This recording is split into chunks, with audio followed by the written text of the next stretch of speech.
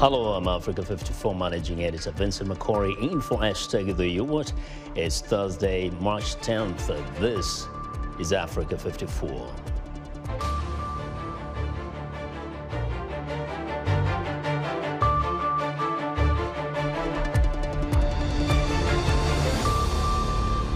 Ukrainian officials plead for weapons to fight back against Russia's bombardment. Kenyan President Uhuru Kenyatta calls on the world to lift sanctions against Zimbabwe. And how women in Kenya are breaking barriers and finding success in real estate.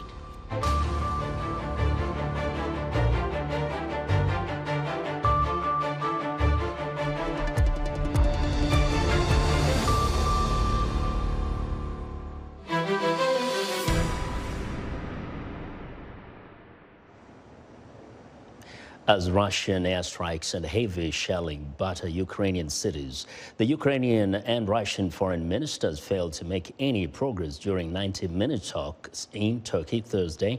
At this moment, a diplomatic solution to the war in the Eastern European country appears to be out of reach. This was the first such high-level meeting between Ukrainian and Russian officials since Moscow launched an invasion against its neighbor 2 weeks ago. The flurry of diplomacy comes amid international condemnation of an airstrike Wednesday on a children's and maternity hospital in the city of Mariupol that Ukrainian officials say killed at least 3 people, including a female child, according to Mariupol City Council. Russia has denied targeting civilians in the invasion of Ukraine. It says the building was a former maternity hospital that had long been taken over by the military. Now, Ukrainian President Volodymyr Zelensky is calling the hospital attack genocide and is again calling on NATO to impose a no-fly zone in Ukraine, declaring, quote, "You have power, but you seem to be losing humanity." The United States is resisting that call, noting that a no-fly zone, as well as a proposal by Poland to transfer Russian-made fighter jets to a U.S. air base and then onto Ukraine, would effectively draw the U.S. into a direct confrontation with Russia.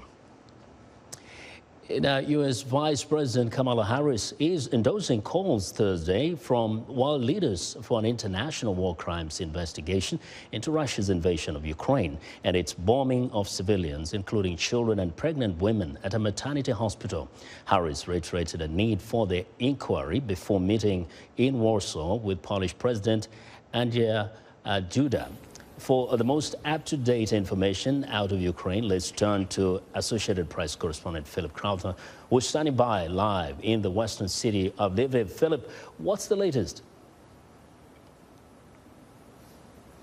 Well, look, we know from the Ukrainian army that several cities in the suburbs of the capital city, Kiev, are now under Russian control. We also know that there has been Russian bombing of those same suburbs outside the capital city again today. It's not the only place. There's been artillery fired on the second largest city in Ukraine, that's Kharkiv in the north. And you've, of course, heard about Mariupol in the southeast of the country. That is a besieged city, the 10th day of a Russian siege there. And that is a city that is still being bombed. You've seen that example of the maternity hospital that was bombed yesterday by Russia. That is also a city, Mariupol, from which around 200,000 people are reported to need to evacuate as quickly as possible. That has not been possible so far because ceasefires and safe passage corridors have not been able to hold. And, you know, that is a promise that was made, that there will be safe corridors. What is the explanation for those being not as, as present as expected for the sake of civilians? Well, during a war, these things happen. Of course, each side accuses the other of breaking these ceasefires. We know from what our reporters are seeing on the ground, that it's Russians that have targeted civilians many times on those evacuation routes. Some of those evacuation routes have worked out. In the city of Sumy in the northeast of the country, tens of thousands of people altogether, I should say 3,500 in Sumy, have been able to escape. Tens of thousands have been able to get out of cities already. But out of those 6 ceasefires and safe passage routes that could be functioning today, we know from Ukrainian President Zelensky that only 3 worked out yesterday. Only at the end of the day today will we be able to give you an accurate picture as to how many people were able to get out of these besieged areas and whether these ceasefires actually held. Now, very quickly, I know that where you are is fairly safe, but do you see any evidence that the residents of that place anticipate any attack, and are they doing anything about it?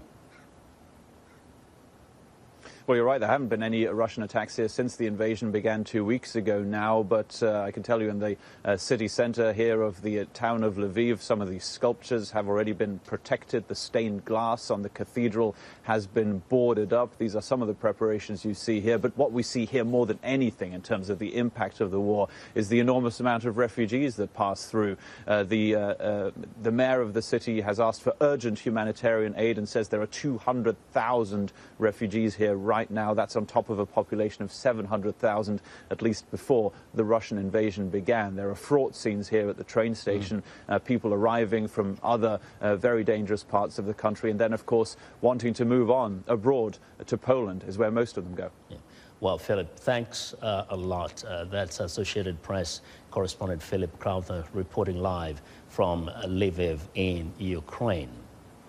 Now, Ukrainian officials are pleading for more weapons to defend their country from attacks 2 weeks after Russian forces invaded Ukraine. VOA Pentagon correspondent Kalabab has more.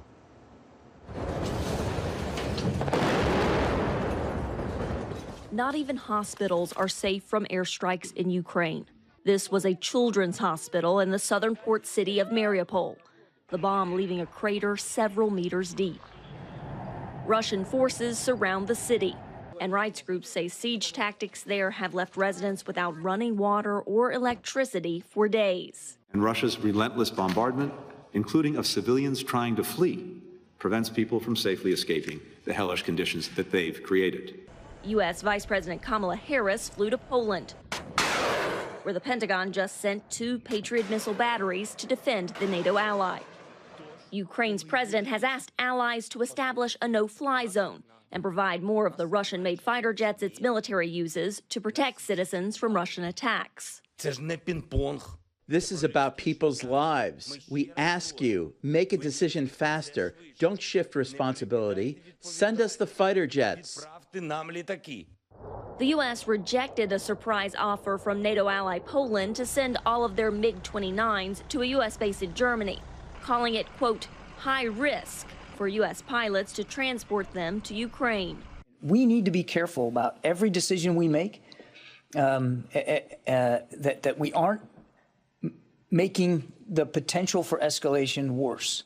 U.S. officials say they will continue to consult with their Polish counterparts as the United States sends hundreds of millions of dollars in aid and weapons to Ukraine.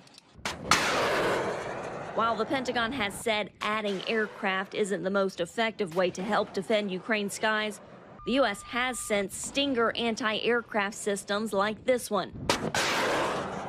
And the U.K. now says it will provide surface-to-air defense systems to Ukraine. So we believe that the best way of tackling this threat is to help the Ukrainians with the Starstreak air defense systems that we will be supplying. 2 weeks into the war, many Ukrainians are sheltering underground, hoping their country's defenses will be enough to keep them alive. Carla Babb, VOA News, the Pentagon.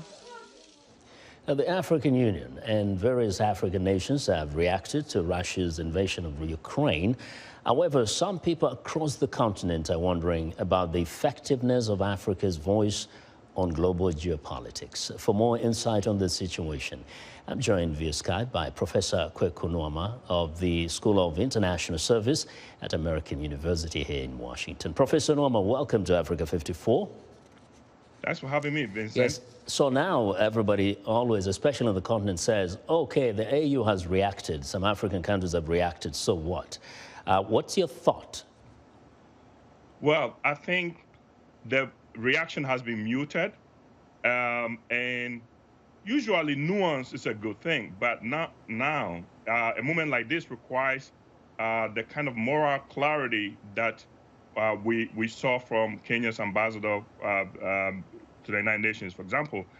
Africa has to understand that our relationship with the rest of the world cannot simply be based on interest, narrowly defined interest, but rather values as well. So we have to think about the type of world that we want to live in. We have to be careful not to encourage behavior that will lead us down the path of a Hobbesian world where the mighty can grab whatever they want from the weak.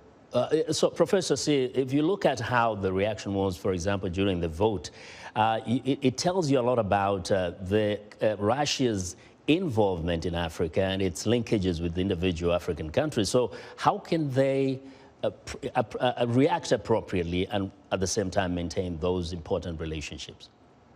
So it's remembering the fact that you cannot just base everything on current interest. And even when you don't have interest, we still have interest in making sure that things go right in Ukraine. There are a lot of African students stuck in that country. So we have relationships with Ukraine as well. But my bigger concern is that we are doing the kind of short-term analysis that says that because Russia is a much bigger power and Russia is more involved with Africa, we should either keep quiet or we should support them. And you have to remember, we have a saying back home, the bird that refuses to sing is very soon forgotten by the village. Africa has a loud voice, but it has to use that voice on the side of what's right in our system. We cannot just sit down and let But do you get the sense in a few seconds that Africa recognizes it has that powerful voice? It does. We've seen some of the things that they've done. It's not a question of the voice, it's how the voice has been used. So we've seen the AU issuing a statement asking for a ceasefire. We've seen Macky Sall trying to do mediation. I think that Africa doesn't realize that at this point, because Russia is so isolated, Africa actually can have some leverage. And it should use that leverage for good. Because what happens to Ukraine may very soon happen to some of our weaker countries on the continent. The stick that's used to beat the housefly will one day be used to beat the butterfly. So we have to remember that. And we have to stand with countries that are vulnerable, that are fragile, because we want a world that's fair for everybody. We're going to hang on to that, Professor. Thank you very much, Professor Nuamah, for your perspective. Kweku Nuamah is a professor at the School of International Service at American University here in Washington. Now, an unspecified number of Nigerians have offered to join Ukraine in its fight against Russian forces. VOA House reporter Hassan Maina Kaina asked the Second Secretary of the Embassy of Ukraine in Abuja why the Ukrainian military declined the offer. We received a lot of applications, phone calls, emails from courageous men of Nigeria who said that they wanted to fight, to join the Ukrainian army to find the aggressor. And what I did initially, we had a lot of questions of how to be done. Because if a person is volunteer, it means that this person should come to a military recruitment office in Ukraine, say, I volunteer, and they will, make some decision. However, many men would tell me, I would like to volunteer for the Ukrainian army, but I cannot come to Ukraine for two main reasons. First of all, the ticket is expensive, I cannot afford it. Second, you cannot fly directly into Ukraine now.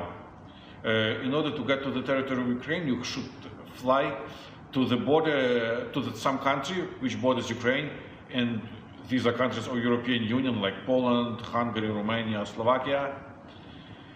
And Nigerians need visas to enter these countries.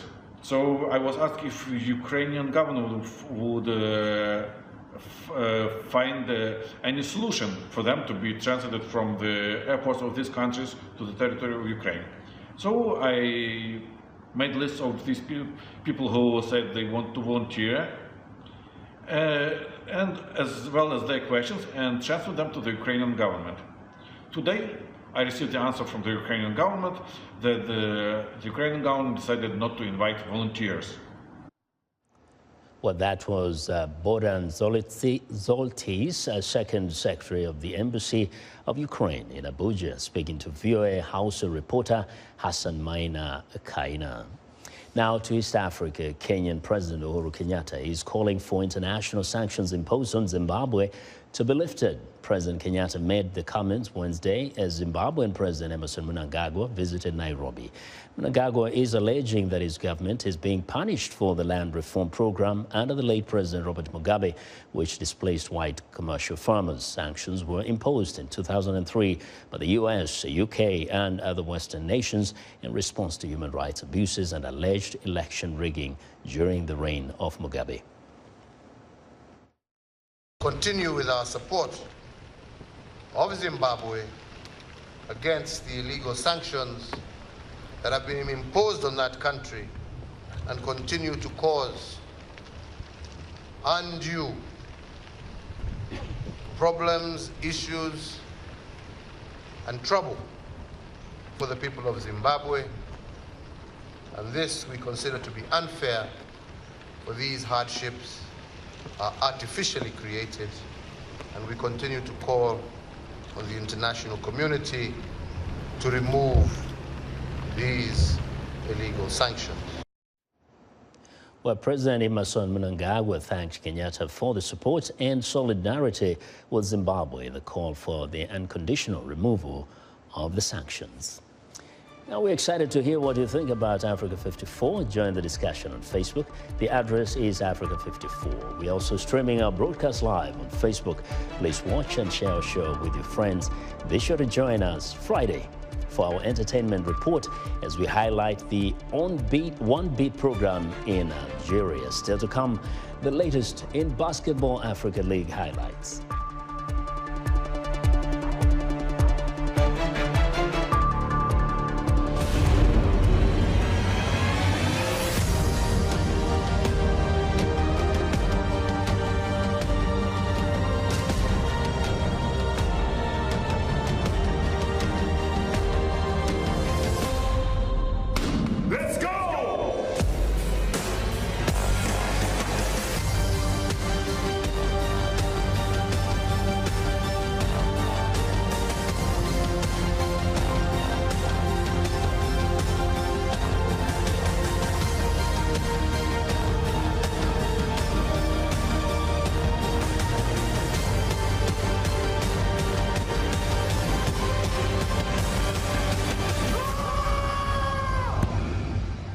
Well, International Women's Month is celebrated each March. Today we are highlighting a woman whose social impact company focuses on financial empowerment and ethical sourcing. Joining me live via Skype to talk about it is Rahama Wright, founder and chief executive officer of Sheer Yelin. Rahama, welcome to Africa 54.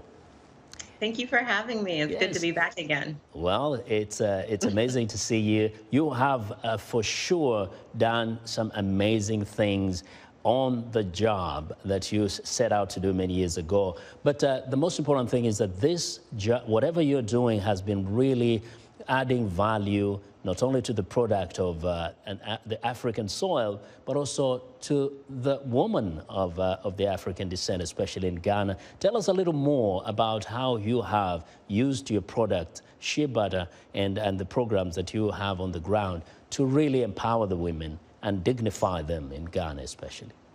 Yes, absolutely. So my company, Shea Yelin, I started it after I served in West Africa and Mali as a Peace Corps volunteer. I'm also Ghanaian on my mom's side, so I also have heritage in West Africa.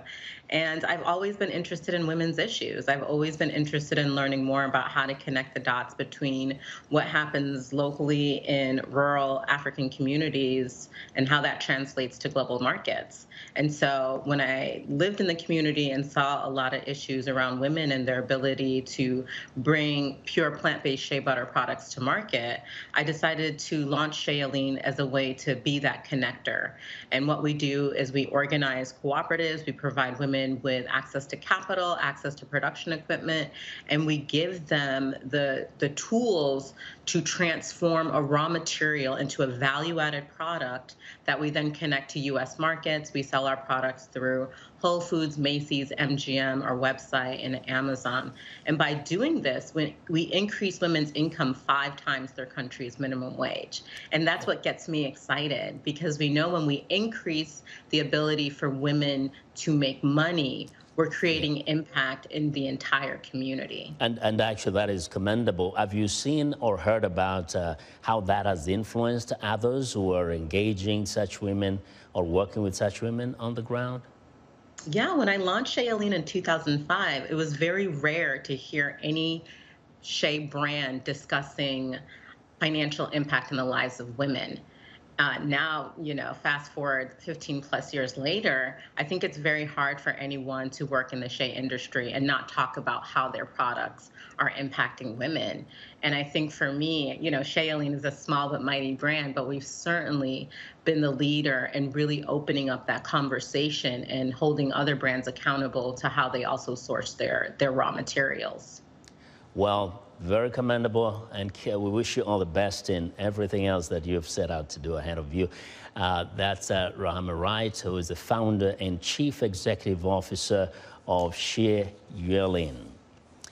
Now, talking about women again, like in much of Africa, women in Africa, women in Kenya especially, own only a small fraction of property, and less than 14% of Kenya's real estate brokers are women. Now, Juma Majanga reports from Nairobi on the challenges women face in the real estate industry. Kenya's real estate market has been booming for a decade, with more commercial and residential projects going up in urban centers. But despite the boom, women still face a myriad of challenges trying to become property owners and builders. I've sat in on some international development meetings where even just 2 weeks ago were people that are international donors and international funders talking about affordable housing, and everyone at that table were men. Who's at the table talking about where $8 billion are going to go are all men. Now that's unacceptable. Despite the challenges, more women are venturing into real estate development and finding success. Leah Wamboi quit her beverage selling business to become a real estate developer.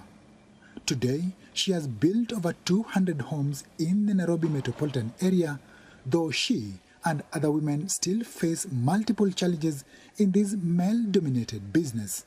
So you work with a contractor who feels that they should not expect to hear things from a woman, or there is a particular way that we've been doing things, and this is how we do things. They think that you probably don't know because you're a woman. Having built one of the leading construction materials manufacturing companies in Kenya over the past 2 decades, architect Winnie Ngumi understands too well the obstacles women face.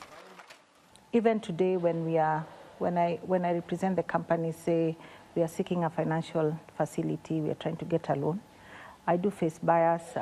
It is almost as if I should have a man with me in the room when I'm negotiating for credit lines for the business. A networking organization called Women in Real Estate, or WIRE, is working to help. We have a mentorship program that we take professionals to walk with them over that journey and to just assure them to be there to answer any questions that they might have, even addressing sexual harassment issues that they experience, and to help them to be confident that they can speak out about these issues and that that space is theirs also. Industry players say it will take time to come out of deeply rooted cultural and traditional beliefs in Kenya and across Africa that make it harder for women to thrive in many sectors. But advocates say women like Robin Emerson, Leah Wamboi, and Winnie Ngumi show that change is coming. Juma Majanga for VOA News, Nairobi.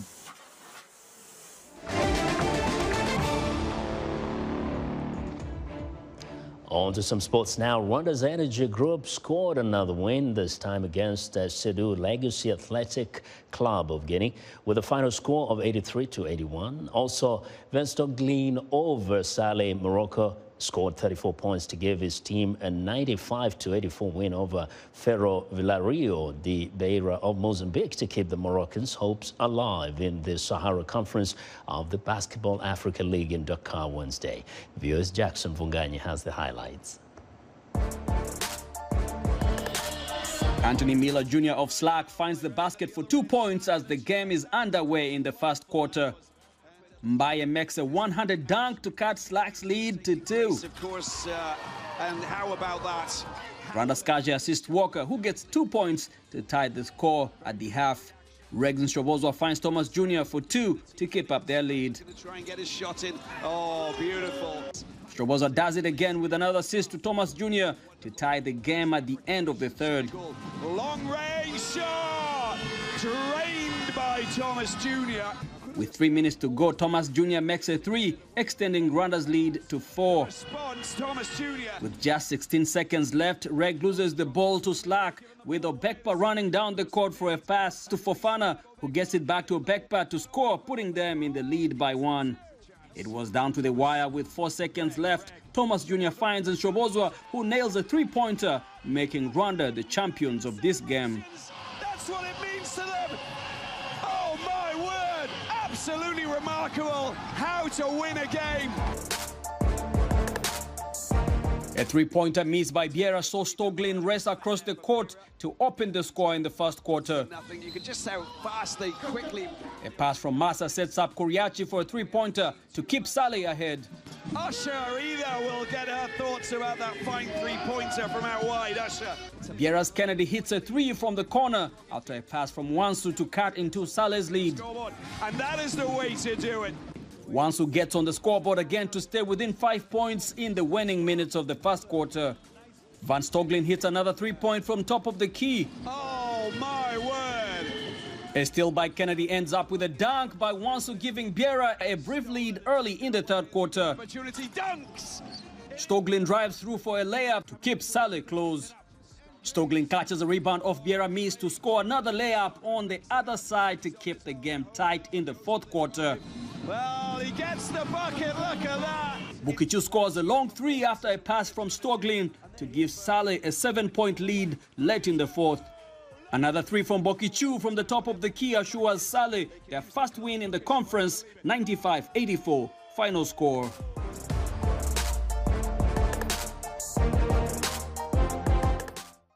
Well, thank you, Jackson, and that's our show for today. From all of us here rather in Washington, thanks a lot for watching. Have a good evening.